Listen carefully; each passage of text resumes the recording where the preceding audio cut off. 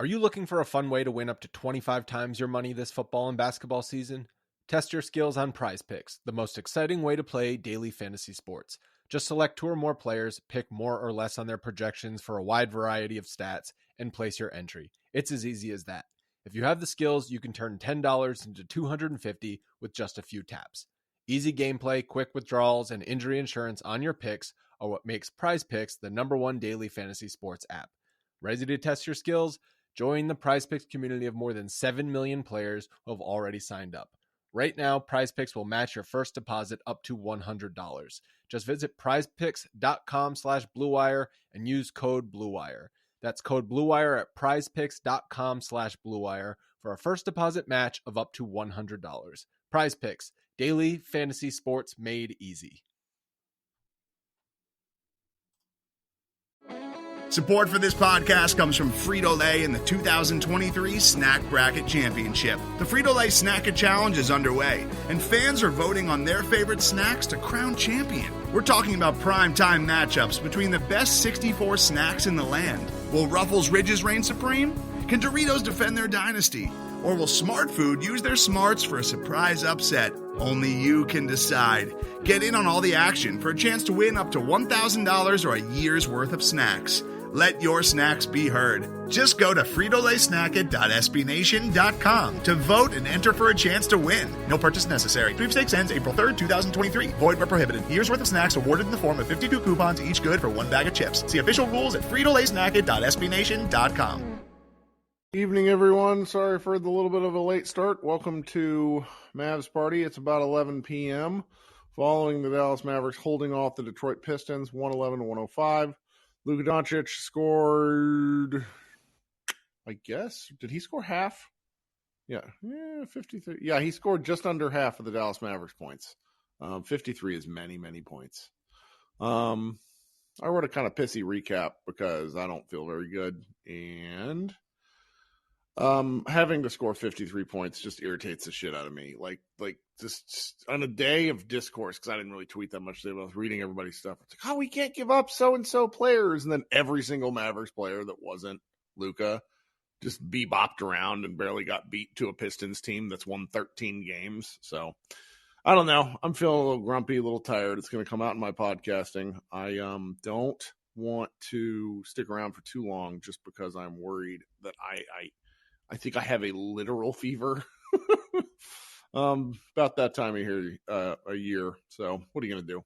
All right, let's fly through some folks, and maybe we'll call it an early evening, and you guys can look forward to a glut of Mavs Moneyball content tomorrow. I have like 4 things already scheduled. Okay, coming up first, let's go to my man Chris, beacon of positivity. What's happening? Hey, nothing. Yeah, so is it positive that Theo Pinson could end up being in the net, averaging a -1 for the year? So. Keeps getting he's the cheerleader for how much I hate their process.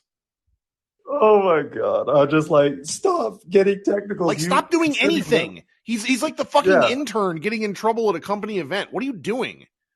Yeah, God, man, it's horrible. But yeah, the fact that Luka has to he tied his second best game ever, 53 points. I mean, there was another game that they put on a recap that he scored 53. I think it was probably this year. He was 12 of 13 from 2. And the fact that if he would have made, 24 for 24 on the free throws, but if he would have made all his free throws, he'd have another 60 burger. Yep. So that's just somebody ridiculous. Pointed out, I want to say it was Mavs Marie, pointed out that every time the crowd is chanting MVP, he misses his free throws. Yeah, I saw that too. It's so annoying seeing every single team has been going at us, and we're like 4-on-3, just hard trapping Luka, and he turned it over. Luka, and the coaching staff deserves some credit for the second half. I mean, not starting JaVale McGee, that was a nightmare. But starting Luka, just basically, all right, I very Thanos, I'm going to do it myself energy, where he's just like, okay, I'm not passing, I'm just going to go score every time. And once Derek Harper smoking, JaVale McGee was in the game, and he was like, I love JaVale, I'm sorry. He's like, he hasn't been in the rotation as of late. Not sure why. I was like, he's saying these things. I'm like, because JaVale McGee sucks. Like, we need Maxey back so bad. Like, we just no defense, no rebounding. It's But yeah, the defense is just killing us. I mean, because you could have Luka score 50, 60 points and you could still lose to a bad team. Oh man. But they won. But if they would have lost this one, seats for Soldiers Night too.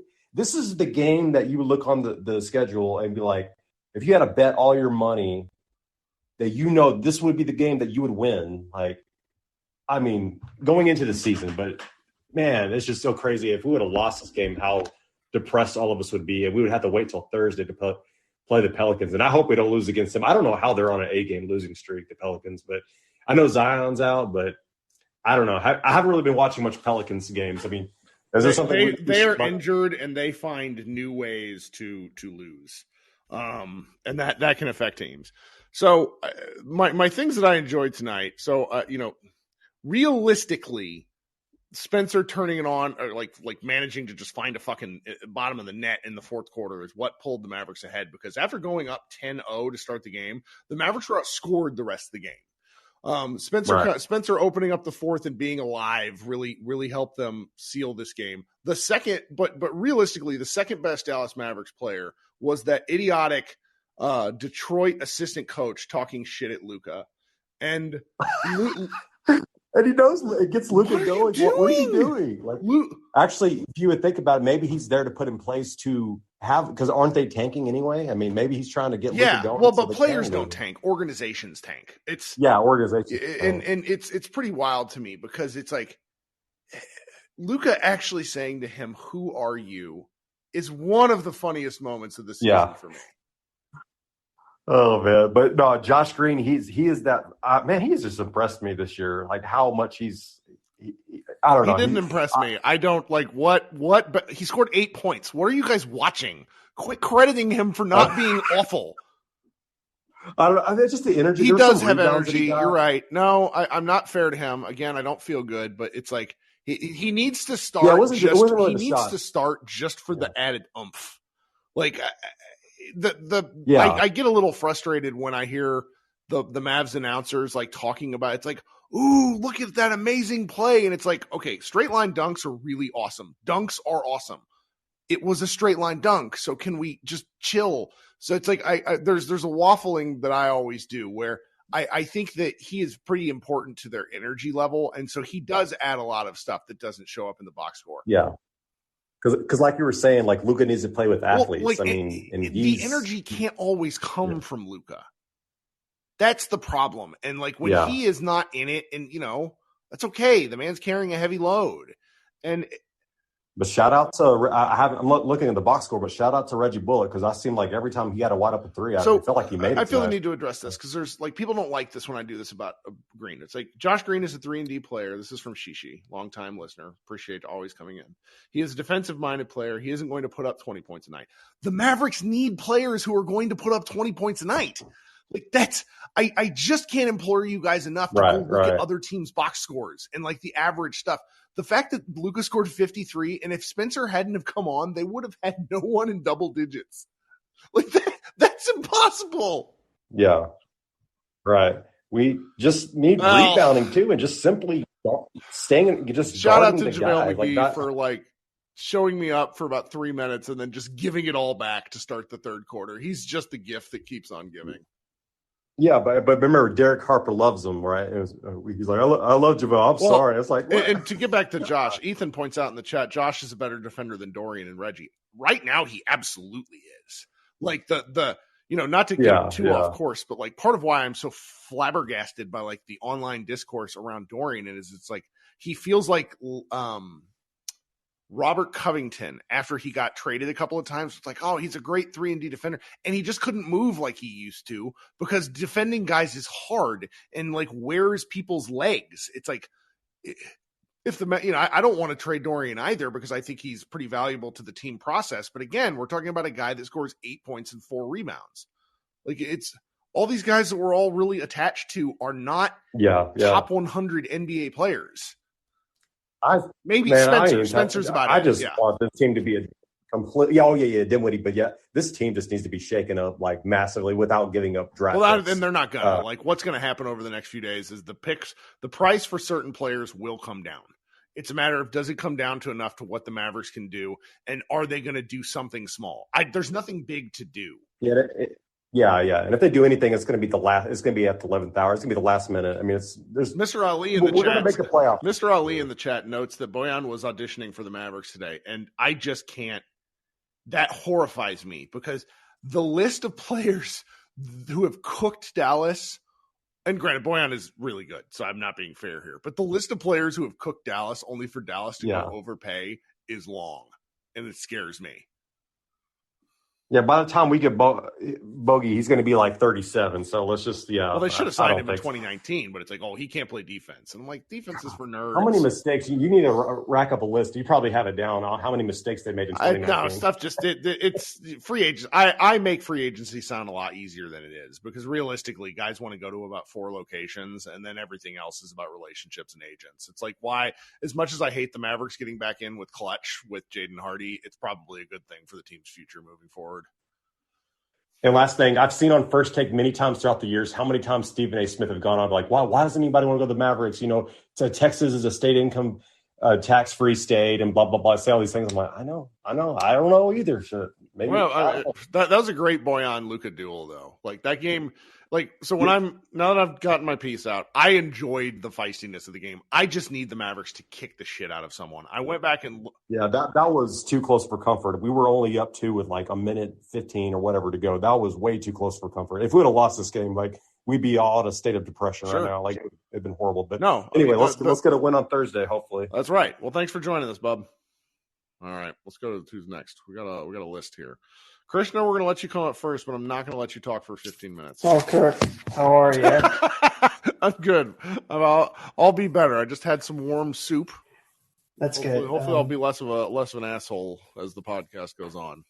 No, hopefully you get better, and hopefully everyone is staying safe out there. I know it's so cold. I'm such a sissy. I lived in DC for years, and like, this is normal weather, and I went outside today, and I'm like, this is terrible. I'm dying.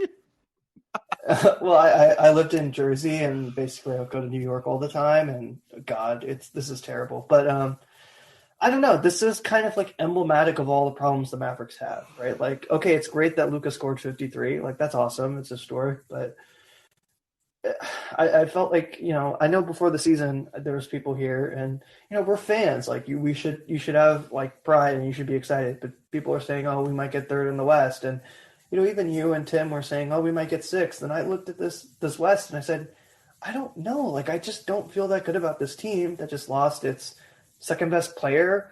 And then you have your owner saying dumb stuff like, we're going to replace his scoring. And it's like, well, Jalen Brunson did more than just score for your team. And it's kind of tough to really understand what's going on. But I don't know. I'm glad Luka had a good game, and I get your frustration with Josh, right? Like, I'm not going to sit here and say no. It is not Josh frustration. It is Josh conversation frustration. Like, right. But my point about, like, it's kind of this collaboration of things, right? Mavericks fans have these expectations, and they rightfully should, because Luka is a top 3, top player in the league. I mean, he scored. So Giannis scored 50 points in 30 minutes the other night. Luka did the same thing tonight. He only scored 3 in the second quarter during that 6-minute stretch. So that meant his other 30 minutes, he scored 50 points. Yeah, exactly. And it's not a complaint about Giannis, right? But like, the fans have these expectations, but we also have a roster that is just so poorly constructed. And so when you have these things collide, you're obviously always going to be up for discourse.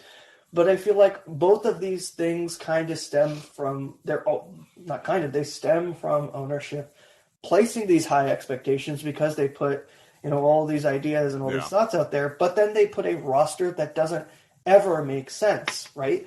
They go out and they lose their second best player. Then they sign a guy who is good and makes sense when you have your second best player. But then they also go out and sign a 33-year-old when you have one of the oldest rosters on the team, and then draft a player who is a project. Right? Jaden Hardy, I like him, but he is a project. He is someone you will get. He made that bit, like, it's one beautiful play. The end one was amazing, and then he got his shit sent back like 3 times in a turnover. That's okay. That's okay.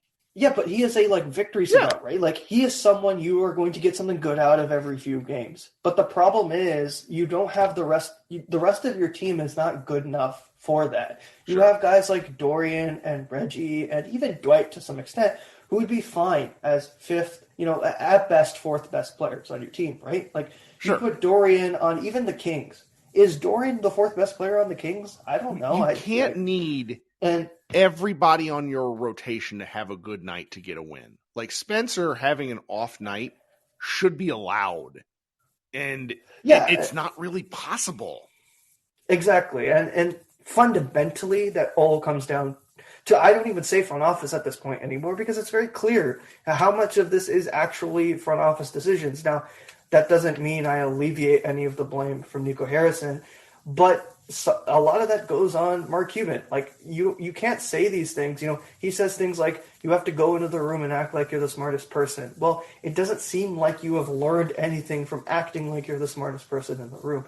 Now, where does this team go? I don't know, because fundamentally, the situation over these past few years has been one where there has been no plan. It's very much been flying by the seat of your pants. And while that's okay in certain situations, you need to there's no legitimate plan in terms of, hey, we're going to do this, we're going to stick by this, we're going to make small adjustments to it. It seems more scattergun. It seems more like, I guess we're going to do this, I guess this is the right decision, I guess we might say this, and I think ultimately it's what's failed, and I think it's something that still happened early on in Mark Cuban's ownership, but I think the difference is the game has changed so much fundamentally, Sure. where even the worst teams today are shooting more threes than back then. And, I know that you sometimes you get up about the talent is still not there, but I think overall the talent pool in the NBA has risen a lot since then. OKC you theoretically have a player who is an all-star worthy player. 10 years ago, you wouldn't have said a team in the 10th or 12th spot would have been ever close to having a team, having an all-star level player.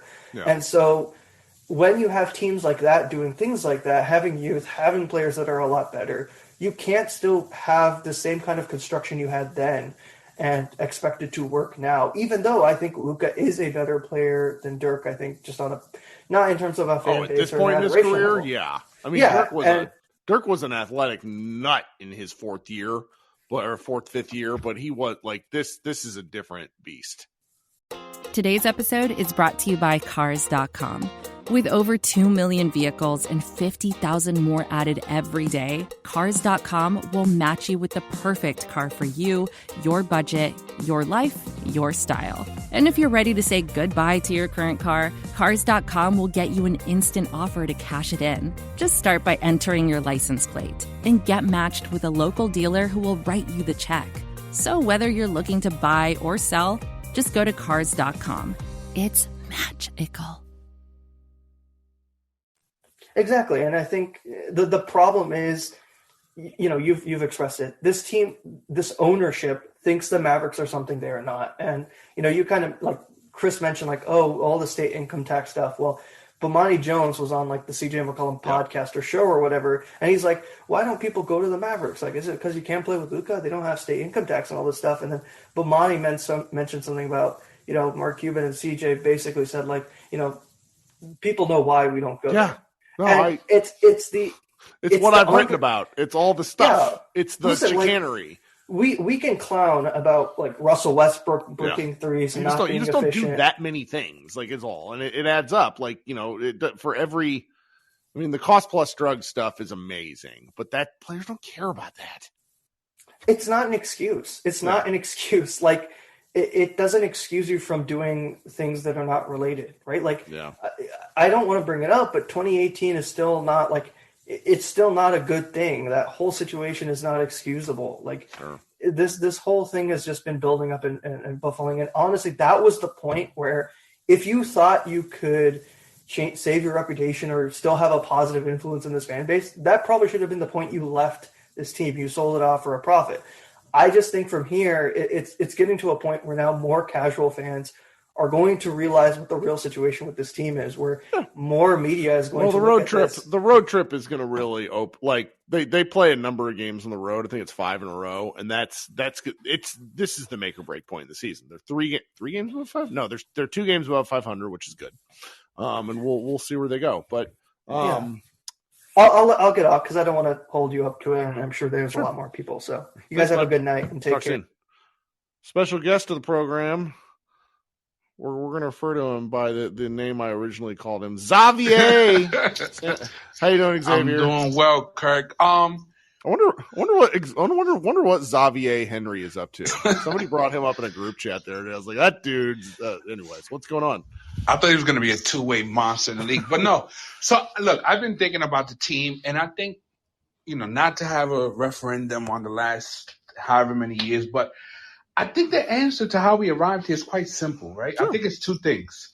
I think that, everybody hates the word playing powder, whatever. But I think you and Josh mentioned it in the Slack, like Chris Paul and Dwight Howard were going to be Mavericks until Dwight Howard decided to opt back into his contract. Yep. Right? Inexplicably. Yep. The plan was good. It just didn't work. And it was awkward, right? Stan Van Gundy was there drinking the Coke and then Dwight was all around him. And the entire thing was awkward. And because Dwight Howard is a lunatic, Chris Paul and Dwight Howard were not Mavericks. If those two players show up on the Mavericks, we're not talking about, playing powder and this and the plan was there. It's just Dwight blew it up. And then the second thing was the Porzingis trade, right? Yeah. And look, I am not going to shit on Cuban for the Porzingis trade. That was a good gamble. Like, you have to make the gamble. He was an all-star. Exactly. When you are the type of team where players don't come in free agency, you have to find a way to get a potential star here. And he was the best available based on the assets we had. You make that trade 100 times out of 100. It didn't work out. But everything since then stems from that trade because we haven't had the picks to package. Now, the idea was you have Luka, you have KP, everybody else is there in a complementary role. The problem with fans is that KP didn't work out. We can't move him for value. And now the fans think the complementary pieces that if you stack up enough quarters, eventually it's going to net you $1. And it's like, no, it doesn't work that way. Not when you don't have the picks to win. So is it incompetence? Is that it's a lot of bad luck. It's a lot of bad luck. It's a lot of things.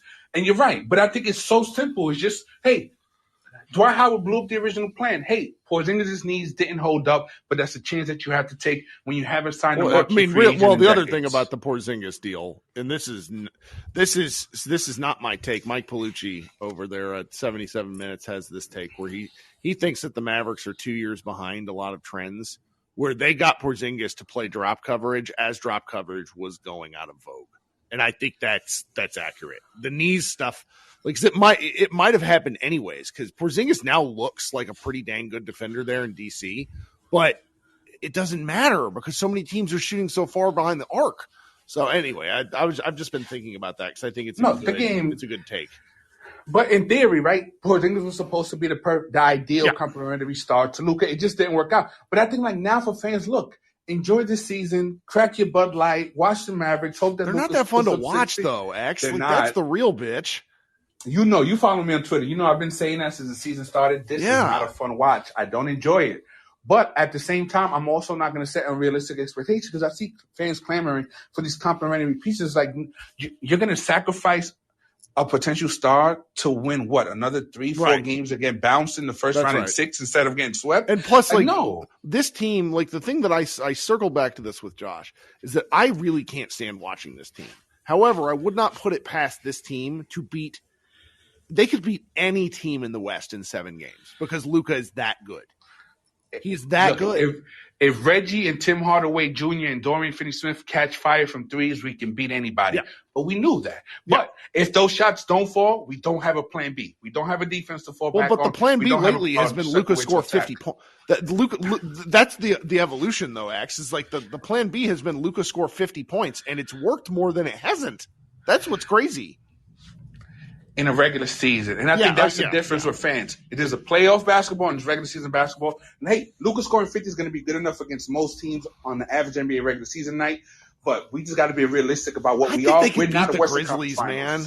I really think they could beat like 3 or 4 of these teams that are above them in the standings. Can they beat the Warriors? Maybe Come on, Kirk. Be honest with yourself. Can they beat the Warriors? It depends what edition of the Warriors we get. The Warriors who played the Grizzlies in the playoffs last year, yes. Because the Grizzlies punched them in the mouth a couple of times. And then we got the friggin' fully activated Death Star. But, the team that we ended up playing, absolutely not. No, because, they're too good on locked-in defense. But defense is also not something you can just turn on. Like, the Mavericks have learned that the hard way themselves, and the Warriors are too. So it's like, I will buy the argument. Like, I tend to agree with you more or less, but if they don't make any moves, the Mavericks, and they just go into this the rest of the year, could they win a playoff series? I really think they could. Yeah, no, I agree. I completely agree. I just don't think we can win a title. But can we make it the second round if the matchups falls the right way? Can we make it back? Yeah, but then we're getting swept. But anyway, I was around. I wanted to hop on and just be grumpy with you because all right, Kirk. Talk soon. Yep. It's a green room, a locker room OG. All right, let's keep going. Brett, what's up?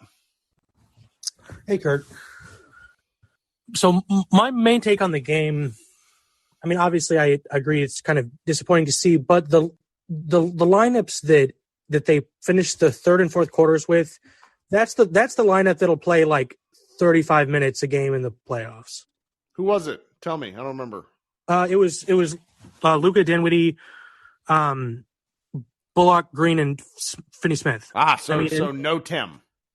Yeah, and no Wood. Obviously, he's injured, but that is, I mean, like assuming Wood. I mean, if I agree with you that I think Wood probably gets traded, but like, yeah. But if he's still on the team, like he's not playing minutes in the playoffs. No. I mean, he might, but it's going to be really weird, and it's going to be very KD-like, where it's like, oh, we got to get him his touches, and yeah, I mean, like his role would have to change, but like those are the Mavs, like that 5 plus Wood is the Mavs 5 of the 6 best players, right? And like without Hardaway out there, like the defense is significantly better. Like going from like Hardaway is like probably Trae Young level bad at defense at this point. Like he's probably like a bottom 5 defender. He tries. He just does the wrong thing every time. It's remarkable. Oh yeah, which is almost worse. Yeah, it is because like I go to like my son is playing like YMCA 6th grade basketball, and it's like that in the sense of where it's like you have these kids that are trying so hard, but they don't know what they're supposed to do, so they just do the wrong. I mean. Like if he played with like 25% less energy and just kind of stood there more, he would just like luck into being in the right position more. That's how he takes charges. He just gets in the way. Yeah. Well, yeah. I mean, I think that that 5. I mean, it plays well together, and that's what the Mavs did last season for the end of the yeah. And Tim wasn't a part of that. Like that's a key. Yeah. I saw one of the fan hosts, can't remember the guy's name, ask if like we would have beaten Utah with Tim Hardaway. And I like at this point, I don't know I don't think the answer is yes. Like Tim and Bullock have a problem where it's like they can't exist in the same space and play well. Yeah. I mean, like if I were to draw up the lineups, I mean, I just don't think that you can have, I get that like they have that it's, like the options worse than Hardaway on the team are really, really bad. Yeah. Like he's obviously, despite being pretty terrible at this point, he's better than Bertans. No, and like the calls for Jaden Hardy, I appreciate the frustration, everybody, but the calls for Jaden Hardy, he is not ready to play at this point. If he has a good start, I think they should keep playing him. But like when he has a bit of a rough start, kid pulls him, and that drives everybody crazy. But like the Mavericks didn't have the margin for Hardy tonight. Exactly. I mean, when you get blocked, and he didn't get blocked. That's the stuff that happened to him in the G League. The like, I don't see this big tall person there at the rim type stuff. I mean, until his jumper is good enough that teams have to legitimately respect it, he won't be able to like be an actual NBA player. Maybe, maybe he'll get there. Because of his size. It's not happening this week. It might happen, Yeah, it could happen at some point. But I think that Hardaway, they really just Green needs to, and I agree with you that like Green is asked to do too much, and I'm not like massively impressed with him, but like he is significantly better at this point, and Hardaway. Cannot continue playing like the number of minutes he does. I agree with that. And I honestly think that if they're going to make a change at any point, like this is kind of like when you have to make that change so you can let your best lineups start. Yeah, but this is This is tough. And also, the other problem with Hardaway starting alongside, like, if Hardaway's going to continue to start, then Dinwiddie can't start. Like, the two of them are your worst two defensive, like, rotation players. Right, and I would like Spencer. I don't even know if he's in the chat anymore, but there's a guy, Dancer Spinwitty or whatever his name is in the chat. Like, I'm tough on Spencer because, like, I don't think he attacks near enough when he's in the game with Luka. And if he's not going to attack, he shouldn't be in. And I would, if he shouldn't start, then he should get those 6-man minutes and just let it rip. Like, I'm okay, like with him treating himself like he's, a peak Jason Terry, just going in and scoring buckets. I mean, I agree. I think that, I mean, he's his one, other than apparently being like an elite 3-point shooter now, his best skill is like his ability to draw fouls. Yeah. As a guard, and he draws like an exceptional amount of fouls for being like not the lead guard on the team, and that's his best skill. But if he's just like standing in the corner, that's fine when Luka is playing like he did tonight. Wheeling and dealing, yeah. But if especially when they're doubling Luka or they're trapping or whatever, that's when he needs to. He can't just play like Bullock or Finney Smith or Tim or whatever, where you're just gonna like pass the ball around the perimeter. You have to just like attack the indecision of the right. Yeah, no, I think you're right. Well, all right. Yeah. Thank you for hanging out. Oh, no problem. Thanks. All right. So I did see something in the chat I wanted to ask. He said Hardy should never get less than 12 minutes a game. If the team, I would only agree with this if we're okay with the Mavericks seeding games and seeding position in the West. With the margins that they play by, they have a 0.3 point differential. So they're like they're a 500 team right now that is playing above that because they're 2 games above 500. That's how point differential works over a long enough span. If we're okay with the Mavericks seeding games and being perhaps like a bottom half, like 8, 9, 10 team, that's okay. But with the margins that they're playing at, they cannot afford Hardy's mistakes because Hardy's mistakes are pretty catastrophic when he has them. That said, I do understand the inclination to want to play him. I would like to see him play more too. I think the kid does have a pretty good plan for him, all in all. When he plays well, he gets rewarded with more minutes. When he makes mistakes like he did tonight, they pull him. So, okay, let's see who else we got. David, how you doing, buddy? Hey, how's it going, Kirk? I hope you feel better. Thanks, buddy. Hey, just got home tonight from being at the AAC. It was actually a pretty good crowd, all things considered, with the weather. So, just glad I made it home safe. Hope everyone else is staying safe and warm in North Texas. But so I put this in the chat earlier, and I just wanted to get your thoughts. Like, us minus Luka versus the Pistons minus Cunningham, obviously, because he's out. Like, are we actually even more talented? No. I mean, Jalen Duren is a boss. That dude on our team with Luka would be a monster. Now, he'd probably foul out because he's a youth.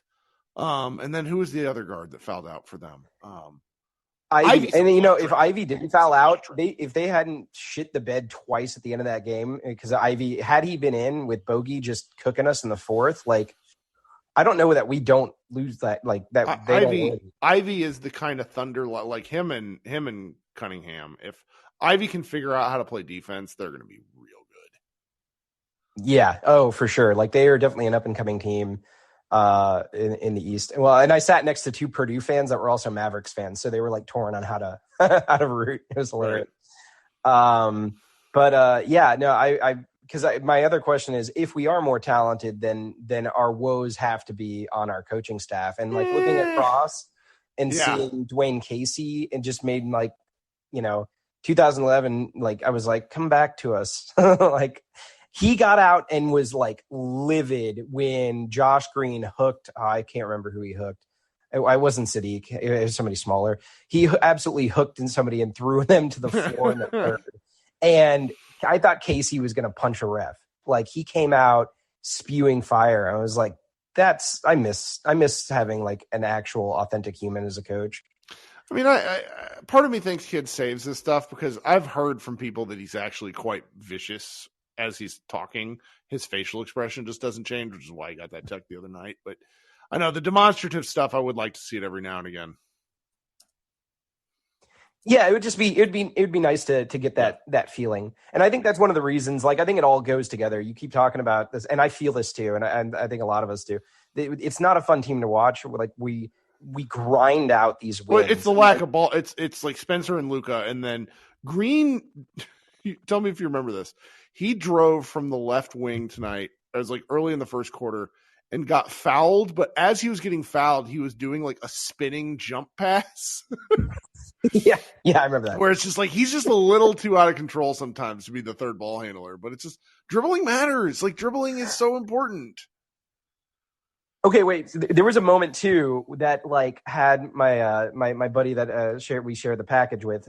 We were screaming at the end of this, to almost the end of this the half, with Reggie Bullock having not only the most wide open three, but also a wide open fucking lane to the basket.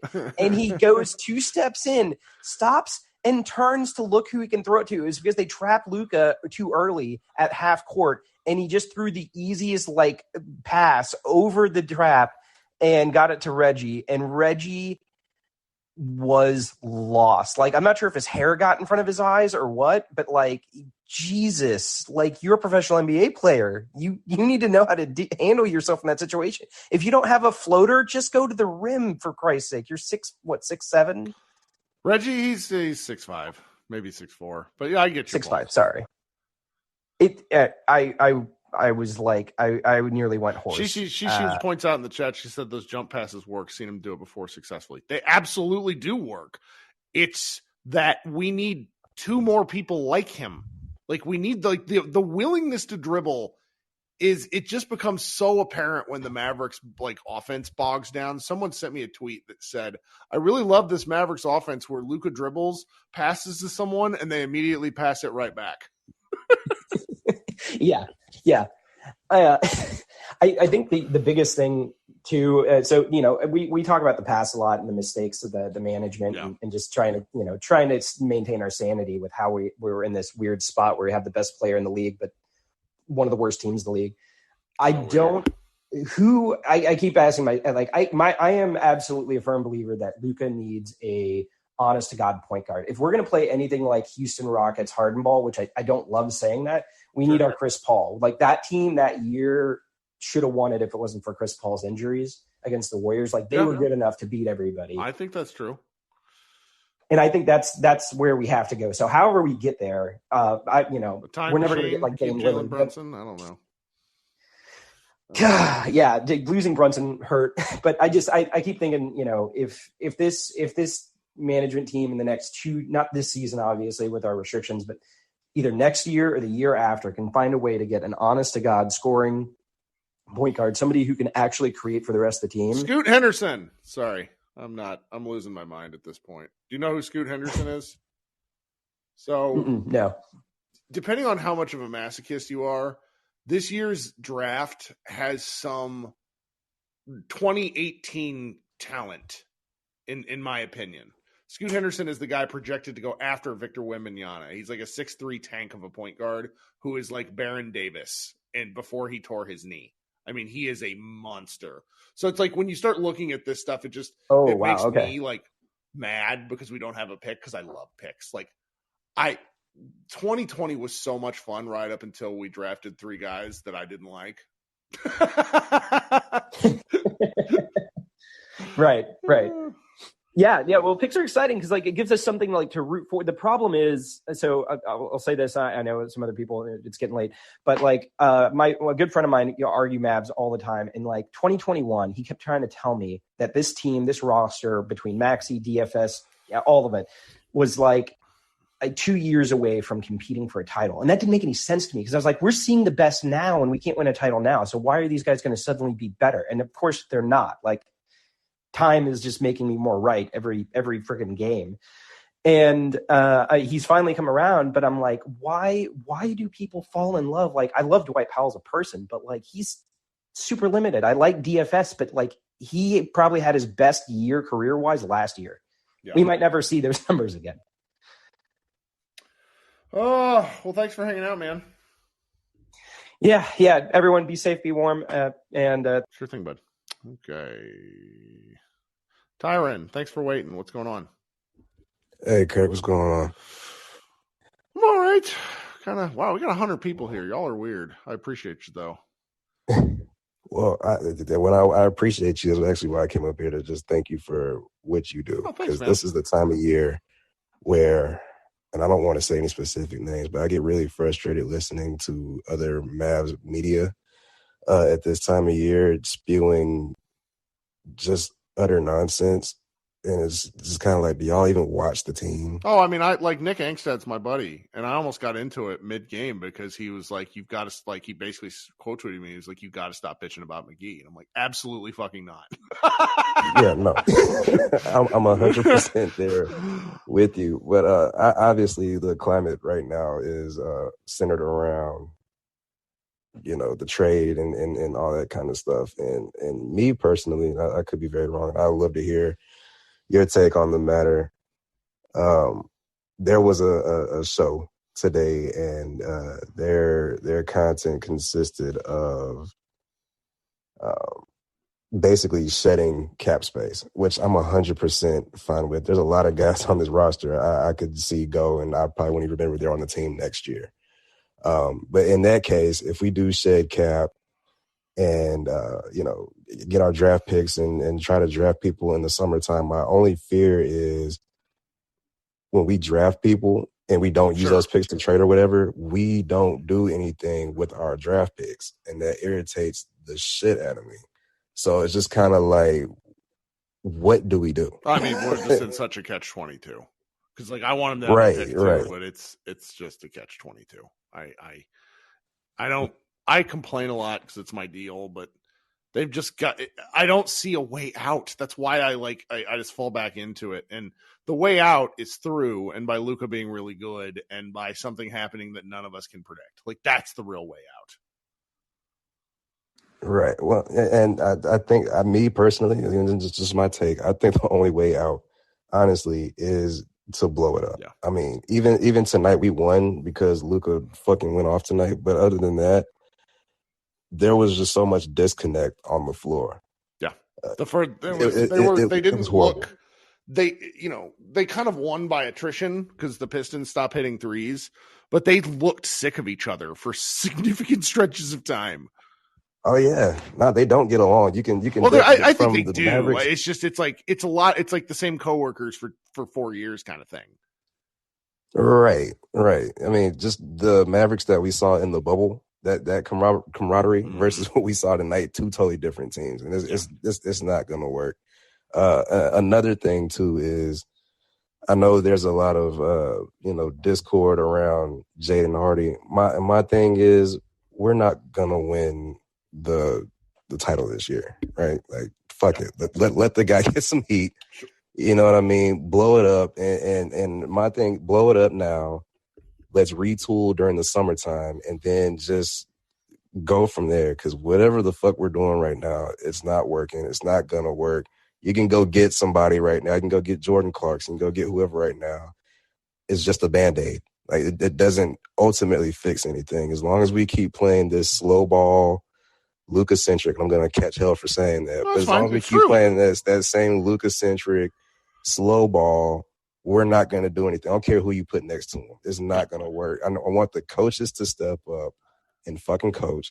I want Mark Cuban to sit down and then let Nico Harrison and them do what they need to do to get this team back on track. Because right now it's very, very hard to watch the team. I've seen a lot of Mavericks teams. Well, the defense is just not. The defense is not coming back because you with the talent that you have, that we watch. Like, first of all, half the guys have dead legs. The other thing is, a lot of what they did last year is based off of effort. And if you don't have, like, what do you? I just don't see how they get it back. I mean, that's what I'm saying. Let's hit the reset button. Why keep doing the same thing over and over and over again? We're gonna lose. I think that's what they ought to do, but them convincing that of Luka, this is like the only year they can. And I think with the way they've treated him, which is to be fearful of him and his responses, they've kind of backed themselves into a corner because, I mean, the Thunder have done this with Shai Gilgeous-Alexander. I know he's not quite the level of player that Luka is, but he's a damn good basketball player, and they basically tried to explain to him, hey, look, we need to sit you for the good of the team. And the Mavericks, I don't think, can do that with Luka because they've kind of given him carte blanche the past 3 years. Yeah, and isn't that a catch-22 as well? You know, we cater to Luka at our own detriment every year. And I'm not dissing Luka. So Bobby in the chat makes a good point. He said, Kirk, that's just not true. They didn't sign some players that he liked. Okay, but like just watch the difference between Luka being out and how he coaches and how Jason Kidd coaches the team and Luka playing games. It's a wildly different thing. Carlisle stopped coaching him entirely. Yeah. They basically were like, we're just going to let Luka be Luka. And I think that's doing Luka a disservice because he is an intense competitor. He wants to win. I also think he wants to be coached, and I think he wants to fight. And I think that there's an element of that means some relationships might not be Mavs for life because some relationships burn their course. But you can't, like, you have to argue. Any productive workplace has conflict. And I feel like the Mavericks have been very conflict averse for Luka for a long time. Yeah, and that's not good. He's saying, I don't agree, Kirk. Dinwiddie just stepped in for Luka. And they went 1-1 and they barely scored 100 points. Come on, guys. What are we doing? They're 0-6 without Luka. They won that one game by 3 points. If the big lug at Phoenix hadn't been 6 of 20, they would have lost. Yeah, I agree with you, and I just kind of look at. I mean, obviously Luka's a great, yes, obviously numbers wise, but if you look at the greats, they still had a coach that brought the best out of them. You look at Mike and Phil. You look at all these other guys. They had great coaches behind them, and Luka needs that because this Harden ball that y'all keep talking about that he's playing right now is not going to do anything. My favorite player of all time, I'm a diehard Mavericks fan, but my favorite player of all time has to be Allen Iverson, one of the greatest of all time. Didn't win shit because everything was centered and catered to him and around him. Well, the best that the 76ers could do back then. Right. But he didn't win shit. Harden, I mean, as much as I can't stand James Harden, got to give him his flowers where it's due. He was a great player. Everything, was centered around Harden. Didn't work. He didn't win shit. I do not want Luka to stay here in Dallas and not win shit because the Mavericks organization and coaches are afraid to do their job when it comes to him. I don't think you'll run him off by stepping in and doing your job. He would. I think he needs that. And he would want that. And that's the only way the Mavericks are going to be successful going forward. If they keep doing it now, it's a lost cause. Thanks for hanging out tonight, man. Appreciate you coming up. Yep. All right. Let's go to Jacob and then Adam, and then we'll be done for the night. Jacob, what's up? Hey, Kirk. How was Kansas City? Did you get back? No, I didn't even make it. I texted my brother I told this in the last show, but like my brother is a moron. And when he told me next weekend, he meant the weekend after. And so we texted all day on Friday. And I start driving up and I get all the way through Oklahoma and I text him, I'm like, hey, when are you getting there? And he's like, what are you talking about? I'm going next weekend. I could have killed him. Yeah, you just get to Wichita. He's like 45 years old, still treats me like shit. Gotta love families. But yeah, how you doing? I'm doing all right, I guess. So a couple things. Talking about the game, I mean, I'll start off with Josh Green. Just I know you're frustrated with the conversation around him, but I mean, at this point, I just really all I can ask from him from the team right now is that he just start playing hard is a skill. And that's probably the most I can appreciate of all of his attributes, I guess, is that he just plays hard, and also he's got playmaking ability. Put it the other night. You there? Sorry, cut out for a second. Oh, sorry. Do you got me? Yep. Okay, yeah. So he's got a little bit of a playmaking ability. His shot is looking really good. I mean, he's a plus defender. He's not a total traffic cone on defense. Whereas Tim, I mean, and I didn't come to shit on Tim or anything, but like he just is not doing anything at all right now, man. Like he might need to start learning Chinese. he just can't do anything right. Like this might be the worst he's looked with us, honestly. I mean, he's shooting how he was when Kidd first came on board, and that worried me because from the start of the 2021-22 season up until the first Detroit game this year, it was like a 60-game span. He shot 33%, and then he bounced back, and he's been pretty good. But since then, he's actually been like the last 4 games. I want to say he's like 4 or 5 of 26. It's rough. Man, like he honestly is reminding me of Philip Seymour Hoffman's character in A Long Game Polly. Like he's a brick. I felt bad for him tonight because he was clearly mad at himself, but like the blown layups were killing me. Yeah, and he's like smoking a layup or two every game now. It's like, dude, like what can you do right now? Honestly, That's like right. his best attribute tonight in the first half was his rebounding. Yeah, like that's how bad it was. Oh goodness, that's funny. So, and then this leads me to a segue into a conversation about Kidd when he subbed Tim in for Josh closer to the end of the game. I mean, I know Josh came back in for Spencer a couple minutes later, but that's when Spencer started finally not sucking. Like he showed up just in time for crunch time, but Kidd needed to see one go. Like the missed dunk was like he was so pissed after that. Yeah. But I mean, he finally was putting the ball in the hoop. Yeah. That's when it mattered the most. Some great buckets, like some really great buckets. Right. But then Kidd makes the dumbass decision to take Josh out when Josh is being as effective as he could possibly be. The moment I understand Kidd's rotations is the moment I am somehow like doing this for work instead of for hobby. Yeah, I'm honestly really tired of Kidd. Maybe not to the level of Akiva, but I just don't get it. And I said this earlier in the chat, like, I guess it's kind of this. It's kind of like how players, like, I can appreciate you playing hard. Kidd's just so robotic, man. And that honestly, it drives me a little bit more crazy than it probably should. But like, when Luka's about to go to get teed up, and man, go get the tech for him. Yeah, I would love it just once. Yeah, and so yeah, that's my 2 cents about Kidd right now, and it just feels like the organization's at such a crossroads right now. Like what team even wants any of our players right now? I saw the Jazz, like Dorian, but like trading with Danny Ainge is always a good idea, huh? Mm-hmm. And like, I guess Reggie's kind of coming on here a little bit. Like he was low key good tonight, but I mean, I don't know. And I guess the right deal, Josh and Spencer, like everybody but Luka is tradable. I agree with that. And it's not saying I want them to trade anyone, but you have to, like, there's not Josh Bowe says this over and over again. When Luka is 27, most of these guys are going to be in their mid-30s. They're already the 7th oldest team, and that's with Hardy and Green.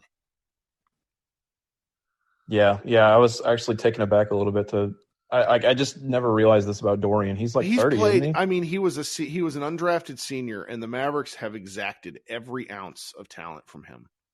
He's taken a small step back this year, but he's still so good. Right. Yeah, and I was about to say, like, you can tell he's taken a little bit of a step back on defense this year. And it makes you, and so it's like those guys, him and what were the minutes? Didn't we talk about this at one point? The minutes totals in the playoffs for Reggie and for Dorian were like 700 minutes. Oh, they were playing 40, like 2 minutes a night every single game. It reminds me of that old like fantasy football rule where it's like once a guy gets a certain number of carries in a season, you want to stay away because they're just never the same unless you're Derrick Henry. And that's Dorian just might not ever be the same on defense. I mean, somebody said earlier, Josh is the best defender, and I think that's true now that refs have stopped calling him for body fouls. Mm-hmm. Yeah, I'd agree with that. And I mean, Dorian's probably topped out, like you said. Like he's on the wrong side of 30 now. Like it's hard to get back. Like you can't really go up from here now. I guess it's sad to say, but that's just how it is in pro sports. Sure. And so, yeah, So I have to address this because my man Ethan comes in here every night. Love you, Ethan. Really glad you join us every night. You think that Christian Wood is going to get 90 to 110 million over 4 years? Who is doing that? Like Sacramento, maybe. We can't properly emphasize how much of a bad reputation Wood has. Yeah, that was my biggest concern. Even though I think he's been good, I think he's been helpful.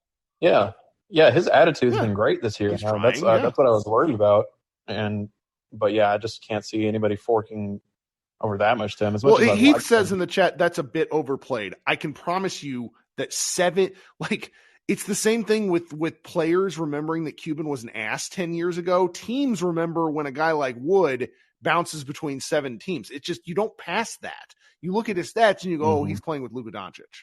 That's what you do. You don't go, oh, that guy's a bucket. Like, you know, I don't like big men. There shouldn't be a market for big men. Like somebody earlier in the chat, might have been Heath as well, pointed out that like he thinks Ayton is bad. And I don't necessarily think Ayton is bad, but I think like overpaying big men is one of the biggest mistakes you can make in the modern NBA. Yeah, this day and age, especially. It's like that died with, I don't even know who. I can't even think of the last like max level big man. Well, Harris says, 30 million for Miles Turner, but it's actually 20 million.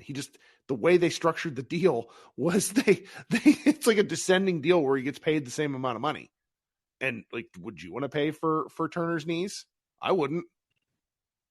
No, and I'm a Texas fan. I love Miles Turner. He went to Josh Bowes High School. He's good. I don't know.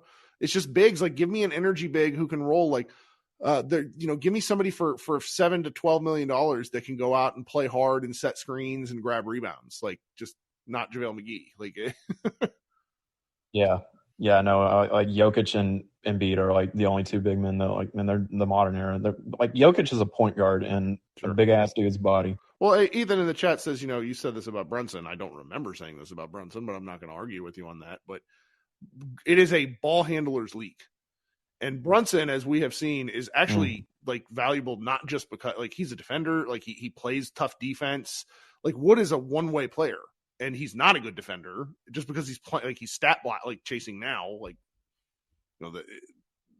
again, like that 7-game winning streak that they went on, they won by like 3 points every game, and that was with Wood actually playing outstanding. It's just this team doesn't. Like, I think what happens is if they don't trade Wood, they let Wood go to market, and then they make him a deal that's very similar to the extension and see what he does. Yeah, I agree with that. And Wood, I mean, he just has trouble staying in front of his man. Yeah, again, I like him, but he's not even really a big man. He's just basically a tall wing. Right. And that's, but he is very skilled. Like a lot of what he brings to the table has been very fun.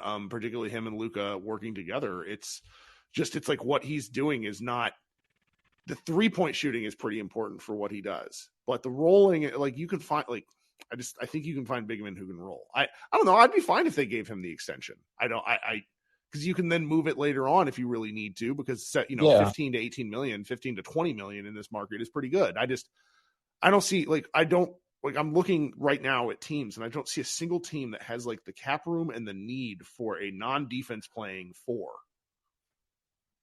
So that's just me. I could be wrong. We'll see. Ethan's right. Yeah. No, yeah. So, well, thanks for hanging out. I think that's all about it. So, yeah, no problem. Thanks for Victor says Miami. Do you know Pat Riley would execute him? Got to play defense there in Miami. Adam, how you doing, man? Adam, as a Rockets aficionado, had the Wood experience already. Yeah, it's painful. It's painful. It's when it's good in those glimmers, it's great, but for the most part, it's very disappointing. I'll be real quick. It's late. Let me throw out a couple possibilities of player upgrades for the Mavericks. And I think these are generally kind of players that it's reasonably it's reasonable that these players are probably going to get moved or could possibly get moved at the deadline. So so Alec Burks for Detroit. I agree with you. Like, the Mavericks, they need somebody that's able to score 20, 25 points, able to come off the bench, instant offense, be a secondary ball handler, be able to rest Luka at times and not get killed in those minutes. I think Alec Burks is, he's been pretty good for the Pistons this year when he's played. Yeah, I've liked him since college. He was at University of Colorado and was a fun scorer. I've loved him for years, and the Mavericks just could never get their hands on him. I don't know what they would have to do to give up, but I think he would be fun. I mean, he's $8 million expiring this year. Cade's coming back next year. They already, it seems like he's not long for there. DeLon Wright with the Wizards. I think the only issue with him is he's got $8 million due to him next year if you want to kind of stay on him. But he's been a good 3-point shooter. He's his ball handling is improved. What do you think about that? I certainly think. I don't have a strong take, but that might just be because I'm tired. High end possibility that's really not possible for the Mavericks. But I think Jordan Clarkson might be on the move at the deadline. Utah might want to take a step back. He's got $14 million owed to him next year. Instant offense, but you really don't know what Utah's thinking. That's true. Like they're looking to exact value. That's what they're looking to do. Yeah. A couple possibilities at center. So these are kind of, pie in the sky, and some of these are just, not really great options, but it's better than what the Mavericks currently have with McGee, especially. What do you think about Mason Plumlee from the Hornets and kind of taking on maybe he's, $8 million expiring, he's probably a better defender slightly than gives you a different look. That's for certain. Yeah. And plus he had that left-handed push shot game winner. That is my favorite shot of the year. I don't know. I wouldn't be opposed. I do think so I was chit-chatting with Bomani Jones. He said this out loud a couple, on podcasts and stuff, like the Mavericks and white players. It's a real thing where people notice it. So I'm just like, do I really want them to go get a big stiff? I think for court purposes, though, yeah, I think I might do that one just for the sake of shoring things up. He might not be amazing, but McGee is unplayable. This would be kind of amazing if it was to happen, and it's possible based on just Isaiah Hartenstein with the Knicks he's really not a fit there, not getting a lot of playing time behind 2 or 3 other bigs there. He's owed $8 million next year. He played really great for the Clippers last year. I just for some reason it's not working out this year as well. Man, sorry, I'm reading the Hartenstein was a guy a lot of guys in Mavs Moneyball wanted. Fouls like a madman, can't really play defense, but I think offensively, as a bench player, because he moves the ball real well, he's like an interesting guy. I fit wise, I think he might bring something that kind of like a hypercharged version on offense of what Powell does to a degree, like real springy, but likes to pass and kind of goofy. I don't know. I wouldn't hate it. And this is probably not a good fit, but this is more of a kind of offensive player. Rashawn Holmes, really getting very little playing time in Sacramento, not really part of their future. Owed $13 million next year. He's not really a vertical threat, on the lob, but he's, pretty good. Him and Luka, we had a post on this 2 years ago from a guy, Joe Holbert, who used to write for our site. It was about how he and Luka good they'd be in the pick and roll because of his push shot. He has that 10-foot weird ass area. It's and that's where Luka works real well too. I think I might like it for offense, but I don't know how much it helps. Yeah, the defense is right, Christian. Yeah. That's what I was thinking. And this is more of a funny possibility, worst of both possibilities, but grass is always greener on the other side. DeAndre Jordan, would you if Denver would take McGee back because maybe he has some goodwill? You're hurting me. You're hurting me. You know why? Because you're talking about to shed his to get rid of McGee and then maybe have to eat 4 months. Oh God, yeah. That's a Sophie's choice, man. Because when he was a Maverick, one of the first things I ever did that went like really viral was Jordan rebound hunting and knocking the shit out of Luka to go stat pad. And then his turnovers for the Mavericks, if you check Basketball Reference, he averaged like 2 turnovers a game from the center position. Like, that's hard. Anyway, that's a fun one, though. I appreciate that really mean choice. His hands have gotten worse the last few years as well. Just can't catch anything. So I've been really, so there's a lot of kid hate, and I can relate to that. I've definitely had a hate relationship with Silas this year with the Rockets. Do we have to give, how much credit do you give Kidd for the legitimately good defense? With a lot. I do. It's just, if what you're doing is based on effort, I don't think it's sustainable, particularly if you bring back everybody that's a year older. And that's like this, it's not the same thing, but with the Bucks, they were like 4th in defense, and then they were 26th the next year. They ran a much more aggressive scheme in Milwaukee, and that's why they got killed in year 2, because everybody figured it out. Dallas doesn't run any sort of scheme. Like, they play variations on drop. They do some man and switch stuff, but they don't have the personnel to do any of this. So it's very, like, as frustrated as I am as Kidd, it's just like, if you keep running out the same players, what is he supposed to do? I mean, it's his fault for signing McGee. Let's be clear there, but it's a tough situation. Yeah. Last thing for the night. It'd be interesting to kind of, maybe a separate podcast kind of discussing how healthy you think the NBA actually is. I think we are kind of in a bubble a little bit. We're just lunatics, and some of us just are, team only fans, but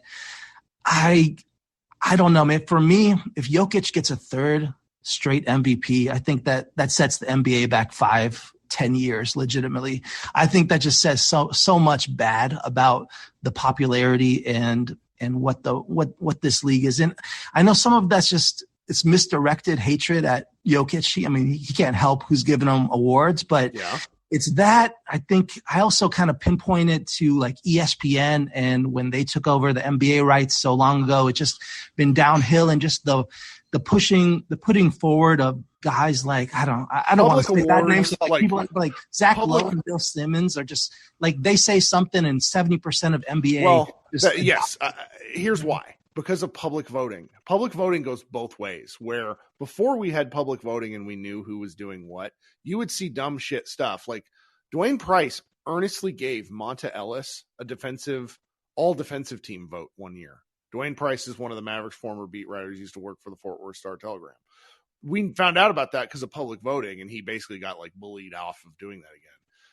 Because of public voting, and we know there's the groupthink that comes with that is problematic. I understand. Like, I think that Jokic's first MVP was the right call. I think last year Giannis Antetokounmpo should have won it, and then I think Jokic should win this year. But that's my opinion right now. There's still plenty of time to be played, but the way, there's going to be some weird stuff that comes up. I hate this too, because I heard one of the podcasts talking about how, we might have like award floor minimums, meaning you have to play X number of games to be considered for an award. And I hate that, because it's like the moment you do that, you're setting the incentive that player only has to play that many games. I'm sorry. It's the National fucking Basketball Association. You want to play basketball. Steph Curry went on a bit of a rant tonight about this, where he's like, I want to play every night.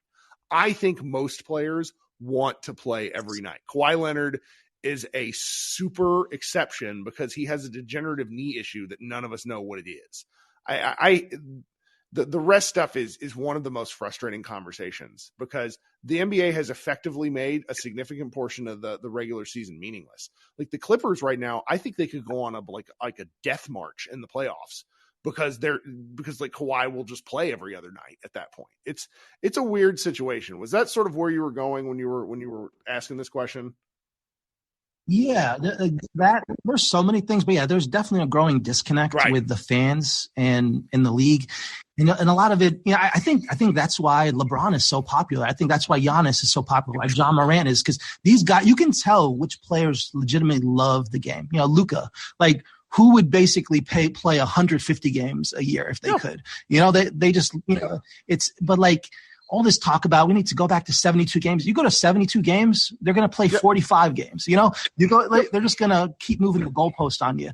My only, and I'm kind of venting a little bit, but like my only issue with, listen, Zach Lowe is great at what he does, but like some of their like opinions that are just, it's crazy. Like he said that, you know, I can't vote for Kyrie for the All-Star game because of his post and the, you know, the thing that's not what the award is. Like, it's not it. Yeah. And that's so I tend to agree. Like, as much as I don't care for Kyrie, but that's not what the award. And not to mention, like my man Ben Golliver went on this really long rant on the GOAT podcast about how Luka shouldn't be an all-star starter because of all this stuff and leadership. And it's like, I sent him a message and I'm like, blow it out your ass. The all-star game is for fun. If you want to talk about all NBA, let's do that. But the all-star game is fun. Everybody needs to lighten the fuck up. And even guys that have, you know, obviously James Harden is a choker. He's coming from Houston.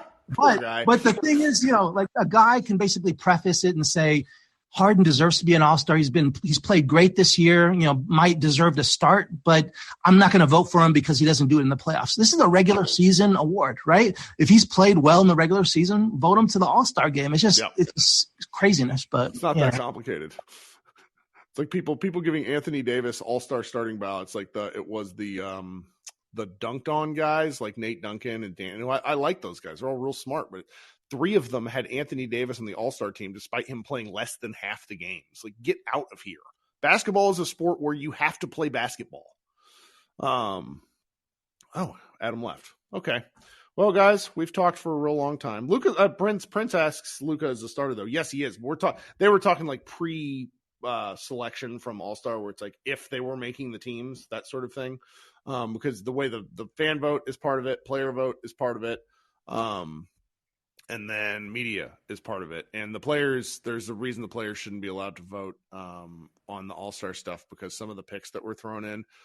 Who was the guy? We had a point guard that everybody loved last preseason, short little guy out of Louisville. I cannot remember his name. He plays for the Bulls now, and he got an All-Star vote even though he doesn't play. Gosh, that's going to drive me mad. Carlick Jones, thank you guys. See, this is why you guys are the best. Carlick Jones got an all-star game vote from his teammates. Like, what are we doing? Okay, thanks for the weird long conversation. Chet Holmgren got 4 votes for starters. Well, all right, everybody, be good. Come by Mavs Moneyball tomorrow. We got 3 posts going up that I've been editing as we've been talking here. It's good stuff. Everybody be good and have a great Tuesday. Drive safe and stuff tomorrow if you have to go out in the Dallas area. Bye, guys.